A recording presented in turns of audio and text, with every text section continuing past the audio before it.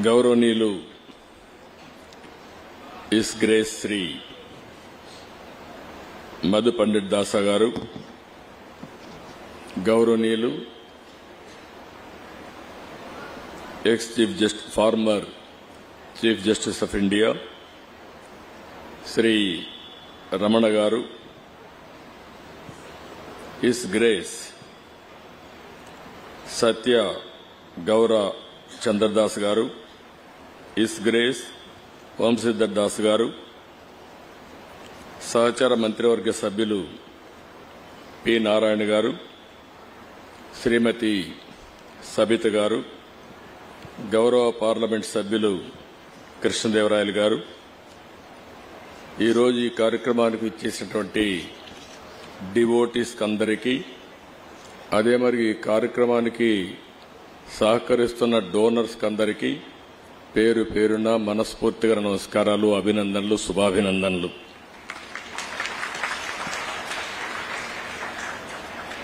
ఈ ప్రపంచంలో ఏ కార్యక్రమం అనుకున్నా సుజావుగా చేయగలుగుతామని ఒక నమ్మకాన్ని కల్పించే వ్యవస్థ హరే కృష్ణ మూవ్మెంట్. ఈ వ్యవస్థను చూస్తే హరే కృష్ణ గోకుల క్షేత్ర 150 కోట్ల రూపాయలకు ప్రాజెక్ట్ ఇది ఈరోజు ప్రారంభించారు. మీరు ఇప్పటికే కాంట్రిబ్యూట్ చేశారు. ఈ ఒక్క ప్రాజెక్టే కాదు, ఎన్ని ప్రాజెక్టులు చేయడానికైనా మీరు సిద్ధంగా ఉన్నారని ఈ దేశంలో మీరందరూ నిరూపించారు. ఇప్పటికి 20 ప్రాజెక్టులు ఇండియాలో ఉన్నాయి, ఒక 5 ప్రాజెక్టులు ప్రపంచం మొత్తం ఉన్నాయి. ఇదే సమయంలో ఇస్కాన్ కూడా సిస్టర్ కంపెనీ, వీళ్ళిద్దరూ కూడా పోటీపడి ఇలాంటి కార్యక్రమాలు చేయడంలో ముందున్నారు. వాళ్ళు కూడా ఒక 100 టెంపుల్స్, ఇలాంటి టెంపుల్స్ ని క్రియేట్ చేసే పరిస్థితికి వచ్చారు. ఇప్పుడు ఇక్కడ వ్యక్తుల్ని మనం చూస్తున్నాం. ఇప్పుడే మీరు ఒకసారి చూస్తే ఇస్ గ్రేస్ శ్రీ మధు పండిట్ దాసా గారు 40 ఏళ్లకు మునుపు ఐఐటి చేసి, ఆయన ఏదైనా అనుకుంటే మంచి కంపెనీ పెట్టాలంటే బ్రహ్మాండంగా పెట్టి ఒక ఎంపైర్, ఎకనామిక్ ఎంపైర్ క్రియేట్ చేసి ఉండొచ్చు. కానీ నమ్మిన సిద్ధాంతం కోసం దేవునికి సేవ చేయాలని, ఈ దారిలో మనల్ని నడిపించాలని ఆయన ఈ కార్యక్రమాన్ని టేకప్ చేశారు. వారిని మనస్ఫూర్తిగా అభినందిస్తున్నా. ఈరోజు మీరు హరే కృష్ణ మూవ్మెంట్ లో చూస్తే ఎస్ గ్రేస్ సత్య గౌర చంద్రదాస్ గారు, ఆయన కూడా ఐఐటి. వీళ్ళందరినీ చూసినప్పుడు నాకు అనుమానం వచ్చింది. మామూలుగా కొంతమంది డివోటీస్ అందరూ కూడా చిన్నప్పటి నుంచే వస్తారు, చదువుకున్న తర్వాత ఎవరున్నారు చూస్తే ఆశ్చర్యం కలిగించే విధంగా హరే కృష్ణ మూవ్మెంట్ లో 50 మంది ఐఐటి గ్రాడ్యుయేట్స్ చేరారు. ఒక 50 మంది ఇస్కాన్ లో కూడా ఐఐటి గ్రాడ్యుయేట్స్ చేరారు. ఇది ఆలోచించినప్పుడు ది బెస్ట్ బ్రెయిన్స్ ఒక నమ్మిన సిద్ధాంతం కోసం, ఈ దేశం యొక్క సంస్కృతి సాంప్రదాయాల్ని కాపాడడం కోసం జీవితాన్ని త్యాగాలు చేశారు. అలాంటి వారిని మరొక్కసారి మనస్ఫూర్తిగా అభినందించడం మనందరి బాధ్యత. ఈరోజు ఇక్కడికి వచ్చినప్పుడు ఇక్కడి క్షేత్రంలో హరే కృష్ణ గోకుల క్షేత్రం ఇప్పుడే అనంత శేషస్థాపన చేశాం. ఒక మంచి వెంకటేశ్వర స్వామి దేవాలయం. ఇది కూడా ఈ ప్రాంతంలోనే ఒక ప్రతిష్టాత్మకమైన నిర్మాణం జరుగుతుంది. 216 అడుగుల ప్రధాన గోపురం ఇది. ఈ గోపురంలో మనం చూస్తే వెంకటేశ్వర స్వామి, రాధాకృష్ణ దేవాలయం నిర్మించడం కోసం తలపెట్టారు.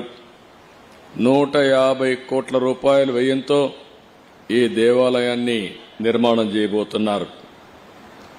అయితే ఇక్కడ మనందరూ కూడా గుర్తుపెట్టుకోవాల్సింది, ఇది ఒక ఆధ్యాత్మిక కేంద్రం. సామాజిక సంస్కృతి కేంద్రం కావాలని మనస్ఫూర్తిగా ఆకాంక్షిస్తున్నా. నాకు అనిపిస్తుంది ప్రార్థనాలయాలు ఏ మతమైనా కావచ్చు కానీ ఇవి కానీ లేకపోతే ఇప్పుండే జైళ్లు చాలవు, నేరాలు ఘోరాలు విపరీతంగా పెరిగిపోతాయి. ఇంకొక పక్క హాస్పిటల్ కూడా చాలవు, చాలా మెంటల్ హాస్పిటల్ కూడా కట్టాలి అప్పుడు, మామూలు హాస్పిటలే కాదు. అలాంటిది ఒక ధర్మాన్ని కాపాడడం కోసం మనందరికి కూడా ఒక విశ్వాసం కల్పించే వ్యవస్థ ఉండడం మన అదృష్టం. ఎప్పుడు కూడా మీరు ఒకటి గుర్తుపెట్టుకోవాలి, ఈ ప్రపంచాన్ని నడిపించేది ఒక నమ్మకం.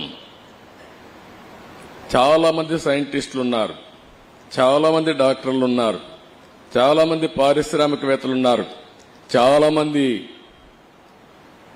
జడ్జెస్ ఉన్నారు, జ్యుడిషియరీ ఉంది. కానీ ఏ పని చేసినా 2 నిమిషాలు దేవుణ్ణి తలుచుకొని నేను చేసింది న్యాయం ధర్మం అని ముందుకు పోతున్నారు. కాబట్టి ఈరోజు మనకందరికీ ధర్మం జరుగుతా ఉందని చెప్పి కూడా నేను మీకు తెలియజేస్తున్నా. అది నమ్మకం. ఓసారి అనిపిస్తుంది ఇస్రో శాస్త్రవేత్తలు ఈ రాకెట్ లాంచ్ చేసి ఇవన్నీ చేస్తా ఉంటే వాళ్ళు నేరుగా దేవుని దగ్గరికి పోయి ముందు దేవుడికి నమస్కారం పెట్టుకుని ప్రార్థనలు చేసి తర్వాత ఇనాగ్రేషన్కి వెళ్లే పరిస్థితి ఉంది. ప్రపంచాన్ని నడిపించేది మనకు తెలియని శక్తి. ఆ శక్తి దేవుడి రూపంలో మనందరం కూడా కొలుస్తున్నామని చెప్పి కూడా నేను మీకు తెలియజేసుకుంటున్నా. ఇక్కడ హరే కృష్ణ మూవ్మెంట్ అయితే చాలా వరకు పెద్ద ఎత్తున ఇంకొక కార్యక్రమానికి కూడా దేవుని సేవే కాకుండా మాధవ సేవ కూడా, మానవ సేవ కూడా. ఈరోజు ఉత్తరప్రదేశ్ బృందావన్లో 100 ఎకరాల్లో ప్రపంచంలో అతి పెద్దయిన 700 అడుగులు కృష్ణుడి దేవాలయం ఉంది. దేశ విదేశాల నుంచి చాలా మంది అక్కడికి రావడం ఇవన్నీ జరుగుతున్నాయి. అదే సమయంలో ఇక్కడ వచ్చేది చూస్తే 6.5 ఎకరాల్లో కడుతున్నారు. అదే సమయంలో నేను టెక్నాలజీని ఎప్పుడు ప్రమోట్ చేస్తూ ఉంటా, ప్రేమిస్తూ ఉంటా. ఎందుకంటే ఐటీ రాబోయే రోజు ఇప్పటికే మీరు చూస్తున్నారు, నాలెడ్జ్ ఎకానమీకి బ్యాక్ బోన్. ఎవరైతే ఐటీని అడాప్ట్ చేసుకుంటారో వాళ్ళకందరికి కూడా బ్రహ్మాండమైన భవిష్యత్తు ఉంటుంది. ట్రాన్స్పరెన్సీ కానీ, అకౌంటబిలిటీ కానీ, స్పీడీనెస్ కానీ. ఇప్పుడు ఐటీ ఏ స్టేజ్కి పోయిందంటే ఆర్టిఫిషియల్ ఇంటెలిజెన్స్కి వచ్చేసాం. ఏఆర్కి వెళ్ళిపోయిన తర్వాత ఈవెన్ ఆర్డినరీ పర్సన్ కూడా ఎక్స్ట్రాడినరీగా ప్రవర్తించడానికి అవకాశాలు ఉన్నాయి. మీరు చేసే ఏ పనికి కూడా 80% సజెషన్స్ వచ్చే అవకాశం ఉంటుంది. అలాంటి ప్రతిష్టాత్మకమైనటువంటి టెక్నాలజీలో